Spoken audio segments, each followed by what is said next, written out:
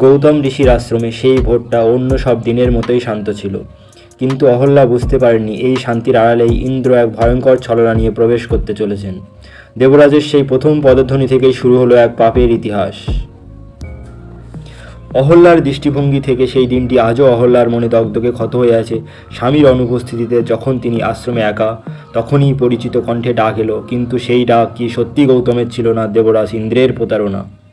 আজকের ভিডিওতে আমরা জানব কিভাবে সতী সাবিত্রী রূপবতী অহল্যা তার সতীত্ব হারিয়েছিলেন, আর সেই সতীত্ব হননের পিছনে দেবরাজ ইন্দ্র কিভাবে ছলনা করেছিলেন, আর তার সাথে সাথে দেবরাজ ইন্দ্রের সারা শরীরে সহস্র যোনির আবির্ভাব ঘটে। সেই সব নিয়েই আজকের ভিডিও, তো দেখতে থাকুন, অবশ্যই শেষ পর্যন্ত দেখবেন। ভিডিওটি ভালো লাগলে লাইক শেয়ার করবেন। বহুকাল আগের কথা, ব্রহ্মা একজন সুন্দরী রমণীকে সৃষ্টি করেছিলেন, যিনি ছিলেন অহল্যা।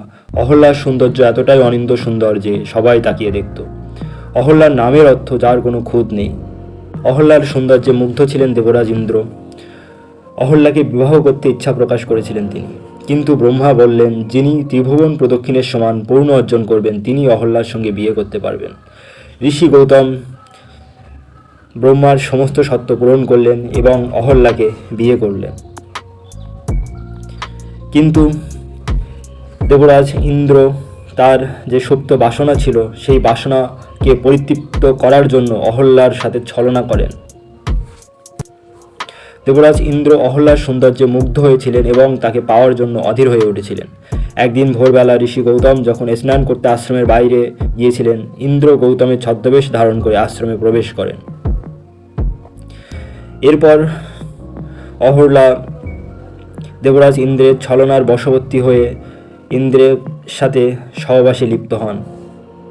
এরপরে ঋষি গৌতম যখন তার কুঠিরে ফিরে এসে দেখেন ইন্দ্র ছদ্মবেশে তার স্ত্রীর সাথে সহবাসে লিপ্ত হয়েছেন, তখন তিনি অত্যন্ত ক্রুদ্ধ হন এবং সাথে সাথেই দেবরাজ ইন্দ্রকে অভিশাপ দেন, যার ফলে ইন্দ্রের শরীরে 1000টি যোনিচিহ্ন যা পরে চোখে রূপান্তরিত হয়।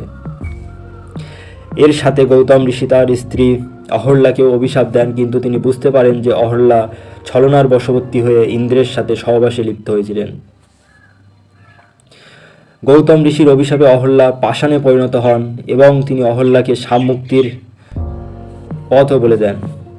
গৌতম ঋষি বলেন যে ত্রেতা যুগে ভগবান শ্রী রামচন্দ্র যখন এই আশ্রমে আসবেন, তখন তার পায়ের স্পর্শে অহল্যা আবার নারী রূপে ফিরে আসবেন।